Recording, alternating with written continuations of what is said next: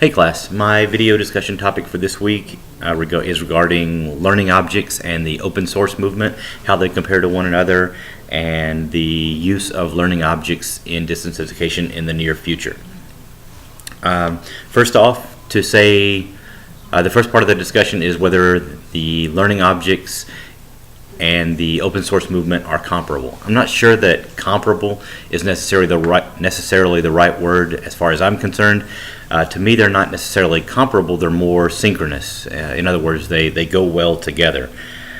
The definitions hopefully will show what I mean by that. Learning objects is a small chunk of information that's used to support learning. In other words, maybe a big topic can be broken down into smaller topics, and that smaller topic, that small chunk of information, would be a learning object. And the open source movement is kind of pro bono work for programmers that are feeling altruistic to produce quality software. In other words, someone who wants to give back to the community or give back to a school may develop software or may develop some kind of technology to help to bring learning to students or to children. So under the right circumstances, using this open source movement, learning objects can be developed inexpensively by professionals that are best suited to the job, and ultimately even be reusable and can be cross-referenced from one to another to help to maximize learning. So they go really well together. Learning objects is in the near future in distance education, hopefully in the near future through online lesson plans, we can use these learning objects to link one lesson to another lesson.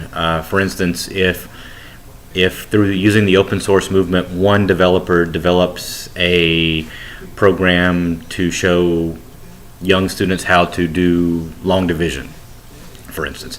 If he develops that and